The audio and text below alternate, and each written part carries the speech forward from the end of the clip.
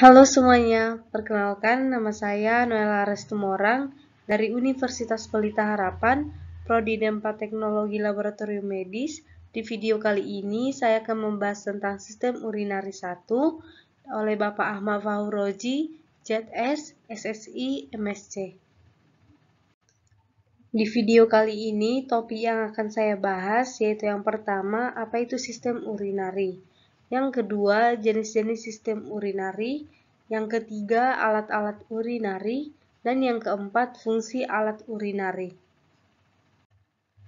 Sistem urinari adalah sistem organ yang berfungsi untuk menyaring dan membuang zat limbah dengan cara menghasilkan urin atau untuk membuang sisa-sisa metabolisme makanan yang dihasilkan oleh tubuh, terutama senyawa nitrogen seperti urea dan kreatinin, bahan asing dan produk sisanya. Sampah metabolisme ini dikeluarkan atau disekresikan oleh ginjal dalam bentuk urin. Sistem urinari dalam tubuh terdiri dari ginjal, ureter, kandung kemih, dan uretra. Yang pertama, yaitu ginjal. Ginjal adalah organ vital dalam tubuh yang berfungsi sebagai organ ekskresi dalam tubuh yang berbentuk mirip kacang dan terletak di belakang perut atau abdomen. Ginjal terletak di kanan dan kiri tulang belakang, di bawah hati dan limpa.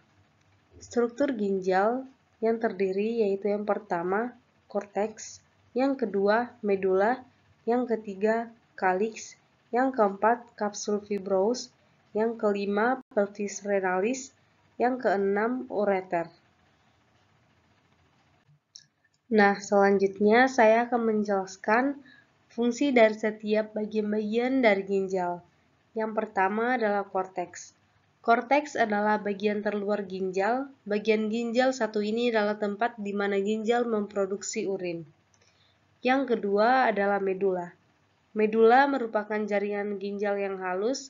Bagian ini terdiri dari lengkung Henle serta piramida ginjal, yaitu struktur kecil yang berisi nefron dan tubulus yang berfungsi untuk mengangkat cairan yang masuk dan mengeluarkan urin dari ginjal. Yang ketiga adalah pelvis renalis. Pelvis renalis adalah bagian berbentuk corong di bagian paling dalam dari ginjal. Bagian renalis ini berfungsi sebagai jalur untuk cairan dalam perjalanan ke kandung kemih. Yang keempat adalah arteri renalis. Fungsi bagian ini adalah membawa darah yang kaya akan oksigen dari jantung ke ginjal untuk proses filtrasi.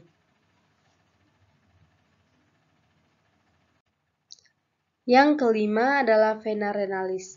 Fungsi vena renalis adalah membawa darah yang sudah disaring oleh ginjal kembali ke jantung. Yang keenam adalah ureter.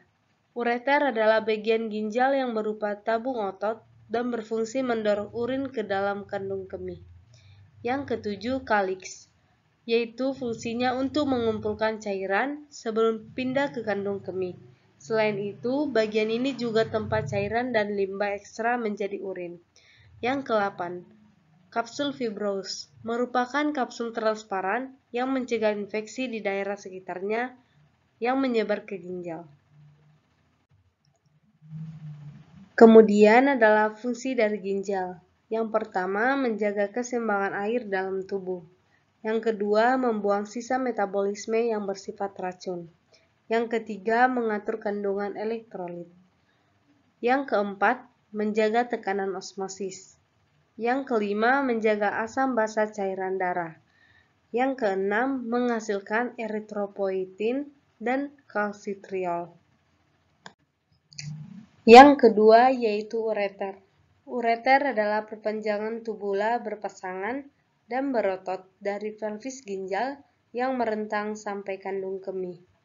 Yang pertama, setiap ureter panjangnya adalah 25 cm sampai dengan 30 cm dan berdiameter 4 mm sampai dengan 6 mm. Saluran ini menyempit di 3 tempat, di titik asal ureter pada pelvis ginjal, di titik saat melewati pinggiran pelvis, dan di titik pertemuannya dengan kandung kemih. Batu ginjal dapat tersangkut dalam ureter di ketiga tempat ini. mengakibatkan nyeri disebut kolik ginjal. Yang kedua, dinding ureter terdiri dari 3 lapisan jaringan, yaitu lapisan terluar adalah lapisan fibrosa, yang di tengah adalah muscularis longitudinal ke arah dalam dan otopotos sirkular ke arah luar, dan lapisan terdalam adalah epitelium mukosa yang mensekresi selaput mukus pelindung. 3 lapisan otot memiliki aktivitas peristaltik intrinsik. Gelombang peristaltik mengalirkan urin dari kandung kemih keluar tubuh. Fungsi utama ureter yaitu organ saluran pipa yang berfungsi untuk menyaring darah dan membuat urin sebagai produk limbah. Peran utama ureter adalah untuk membawa urin dari ginjal ke kandung kemih. Prosesnya dimulai ketika ureter berkontraksi untuk memicu urin menjauh dari ginjal sehingga dapat masuk ke kandung kemih. Kemudian, ureter akan terus-menerus bekerja untuk mengosongkan urin ke dalam kandung kemih setiap 10 hingga 15 detik.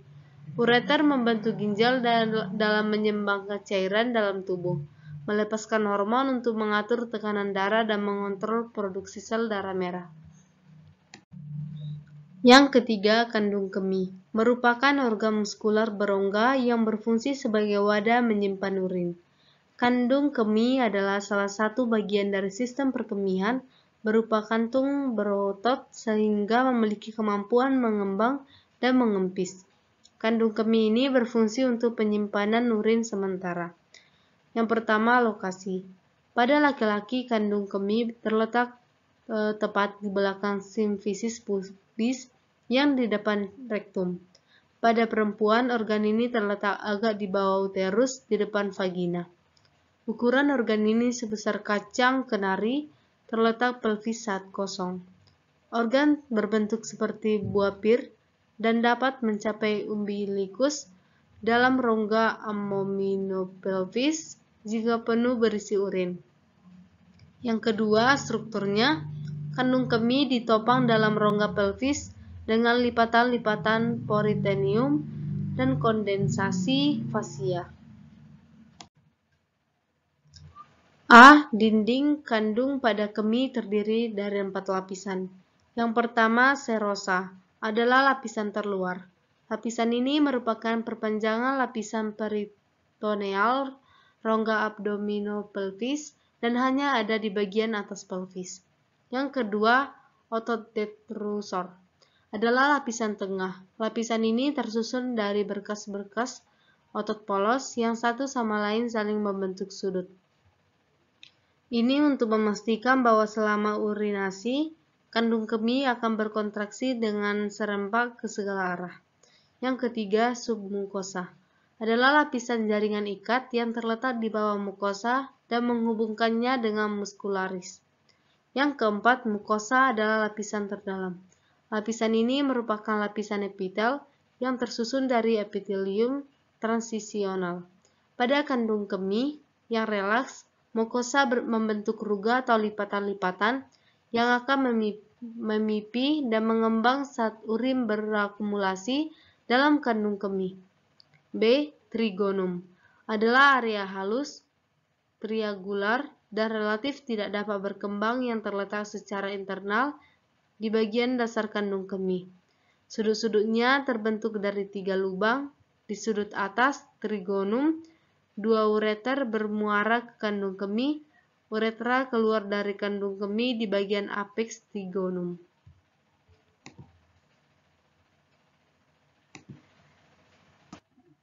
Selanjutnya yaitu uretra. Fungsi utama uretra adalah mengeluarkan urin dari kandung kemih keluar dari tubuh. Uretra mengalirkan urin dari kemih ke bagian eksterior tubuh. Pada laki-laki, uretra membawa cairan semen dan urin tetapi tidak pada waktu yang bersamaan. Uretra laki-laki panjangnya mencapai 20 cm dan melalui kelenjar prostat dan penis. A. Uretra prostatik, dikelilingi oleh kelenjar prostat.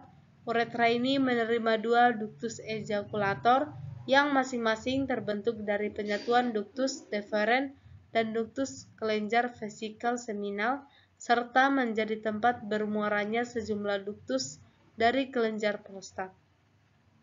B. Uretra membranosa adalah bagian yang terpendek atau 1 cm sampai 2 cm. Bagian ini berbanding tipis dan dikelilingi oleh otot rangka sphincter uretra eksternal.